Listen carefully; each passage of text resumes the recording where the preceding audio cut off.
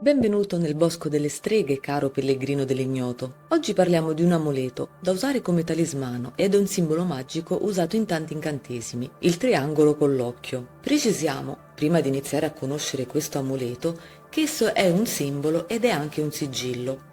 Il termine simbolo ci dice che chiunque lo indossi è un cultore della magia, oppure un soggetto alla continua ricerca della verità. Si tratta di un sigillo perché il triangolo con l'occhio viene usato anche nella magia nera per bloccare oppure per essere messo in contatto con un defunto. Ad ogni modo, partiamo dalle basi della conoscenza di questo disegno esoterico. Il triangolo è un simbolo magico, un elemento molto importante nella magia e nell'esoterismo. Nonostante lo si trovi in diverse forme e varianti, come ad esempio triangolo con occhio al suo interno, triangolo con occhio poggiato sulla punta, occhio al di sotto del triangolo, sappiate che sono tutti di un utilizzo diverso. In generale possiamo dire che esso unisce tre elementi principali, quali simbolo di potenza, vale a dire il triangolo è appunto un disegno che indica il fallo o pene maschile in erezione, che dai tempi antichi rappresentava la potenza maschile. Occhio che scruta, che sta a significare la ricerca umana, personale, della verità, dell'io e dell'animo o dell'anima che si osserva. Elemento di fuoco, il triangolo, con la punta rivolta al 1500, divenne il simbolo della massoneria degli illuminati, vale a dire di coloro che erano inviati alla comprensione, alla ragione e alla guida per comprendere il vero e l'invisibile. Nonostante si pensi che gli illuminati erano degli eretici o comunque soggetti che non credevano in nulla, essi erano invece rivolti ad una maggiore comprensione dell'animo umano in tutte le sue sfaccettature. Tale conoscenza era poi rivolta alla vera essenza del divino, intesa come entità naturale, ma che non è punitiva. Però questo simbolo non è stato inventato dagli illuministi o illuminati. Era già presente in siti archeologici pre-romani ed è un sigillo della connessione con l'invisibile. Immagine usata in tanti incantesimi con obiettivi che partono dall'eliminazione del malocchio per arrivare alla buona fortuna, dall'eliminazione delle malattie fino alle vittorie in battaglia. Storia del triangolo con l'occhio. Abbiamo deciso di dare delle informazioni esatte su questo talismano proprio perché oggigiorno c'è tanta confusione e spesso, tanto per vendere un bel oggettino, non si presta attenzione a quale sia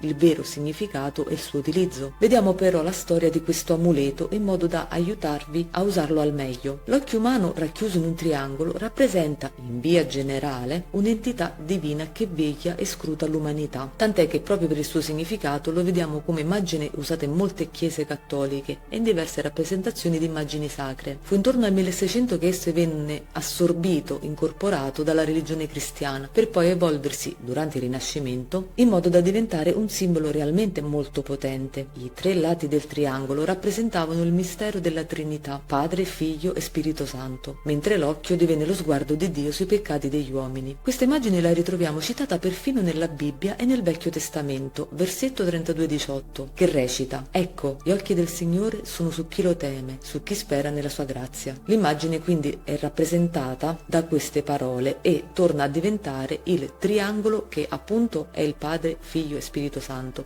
è l'occhio di Dio che osserva chi pecca e chi tiene fede ai valori religiosi. Ecco come mai divenne importante nella religione cristiana. Simbolo massonico. Gli illuminati. Nella rappresentazione massonica l'occhio non lo troviamo chiuso nel triangolo, ma è sulla punta. Gli illuminati erano quindi rappresentati dal famoso occhio onnipresente o onnipotente. I seguaci di questa religione alternativa, sviluppata in un periodo in cui la Chiesa era totalitaria, per riconoscersi tra di loro avevano eseguito delle streghe. Abbiamo posto attenzione a questi due elementi. Il 13 non sono gli stati che fondarono l'illuminismo, dato che ancora oggi non si è compreso quali fossero e quale fosse il numero esatto. Il 13 in realtà è il numero della morte e nella vera trascrizione del significato del simbolo illuminato esso rappresenta che la vita, cioè il triangolo, permette di avere una piena conoscenza, ma solo finché siamo vivi. Quindi prima o poi moriremo e dobbiamo ricordarci che moriremo, poiché la morte metterà fine alla ricerca della conoscenza ed è per questo che il proprio sapere lo si deve trasmettere, tant'è che questo è uno dei concetti fondamentali dell'illuminismo: conoscere e trasmettere o conoscere e diffondere. Il secondo elemento su cui ci siamo concentrati sono sono i raggi luminosi che si irradiano dall'occhio. Gli illuminati credono in quel che vedono, ma senza dimenticare che si deve comprendere anche ciò che non si vede. Per esempio, noi l'anima non la vediamo, ma essa è un elemento che ci rende buoni o cattivi, che cresce e cambia, di questo siamo tutti a conoscenza. Ciò non è visibile, noi l'anima non la vediamo, almeno non la vediamo con i nostri occhi, ma con gli occhi del cuore e del cervello, ma soprattutto della ragione. Comprendiamo se una persona è cattiva da quello che fa e da come si comporta o dalle parole che dice, e questo si vede solo attraverso gli occhi che scrutano l'invisibile. Contesto esoterico del triangolo con l'occhio. Il triangolo equilatero è un'immagine geometrica che ha tutti i lati uguale, dunque tutti i lati sono perfetti, della stessa lunghezza e misura. Ecco come mai nell'esoterismo è il simbolo della perfezione e dell'equilibrio. Racchiudendo l'occhio al suo interno rappresenta la nostra guida nel conoscere il mondo. Tra le curiosità che interessano la storia di questo amuleto è stato scoperto che era un disegno presente nelle incisioni dell'epoca preistorica. Presso alcune popolazioni nomadi, cioè tribù, era anche soggetto di culto. Nell'esoterismo vediamo che esso ci indica la visione interiore e percettiva della persona che lo indossa, la scoperta di segreti, conoscenza di cose nascoste o realtà invisibili. Esprime la connessione tra l'uomo e il divino, tra conoscenza e illuminazione, tra cuore e cervello. L'occhio nella mitologia egiziana. Perché andiamo a parlare della mitologia egiziana? Collegandoci con le tribù nomade italiche in cui c'era il culto di questo simbolo, vediamo che esso era presente e molto importante proprio nella mitologia egizia. Per chi non ha alcuna conoscenza della magia dell'antico Egitto, diciamo che per loro l'occhio era presente spesso e in tanti racconti o testi e dogmi religiosi. Ad esempio esisteva l'occhio di Ra o l'occhio di Horus. L'occhio era ed è un potente amuleto per scacciare il malocchio, le negatività, l'invidia, le malattie, le carestie. Esso è in grado di respingere qualsiasi cosa sia malevola, inviata anche da altre persone come uno specchio in modo da rispedirlo al mittente. L'occhio di Ra, dio della creazione, del sole, dell'ordine, della giustizia e distruzione, era un'immagine sacra. Le lacrime del dio diedero origine all'umanità, rendendo l'occhio un simbolo di protezione, prosperità e punizione per chi non seguiva le sue regole, mentre l'occhio sinistro di Horus, che rappresenta la luna, cioè il dio della luna, è un simbolo di guarigione e rinascita, quindi di protezione contro le malattie. Horus perse il suo occhio in una disputa con suo zio Sept per vendicare la morte del padre Osiride e per reclamare il suo trono d'Egitto. Grazie all'aiuto del dio Tot, l'occhio di Horus fu guarito ed è per questo che esso indica guarigione dalle malattie o allontanamento da qualsiasi malattia. Buona salute. Entrambi gli occhi erano portati come amuleti dai sacerdoti del tempio e dai nobili, credendo che esso avessero proprietà magiche. Questi occhi erano scolpiti o disegnati nelle camere funerarie dei faraoni affinché la divinità vegliasse su di loro e sul loro viaggio. Questo ci fa capire quanto fosse importante per il popolo egizio avere comunque questo simbolo quasi onnipresente. Uso del triangolo con l'occhio in magia. Vediamo extracorporali: pulire la vostra aura, mettere in ordine i pensieri e recuperare le energie positive. Ogni simbolo o sigillo che viene utilizzato continuamente deve essere pulito o ricaricato ogni 28 giorni oppure dopo ogni incantesimo, in modo che abbia nuova vita, forza e nuovi influssi. Terminiamo qui il video di oggi. Grazie per averci seguito. Diteci cosa ne pensate con un commento oppure se volete approfondire questo argomento sul talismano del triangolo con l'occhio. Se ti è piaciuto il video lascia un like e iscriviti al canale per rimanere aggiornato. Un saluto dal Bosco delle Streghe.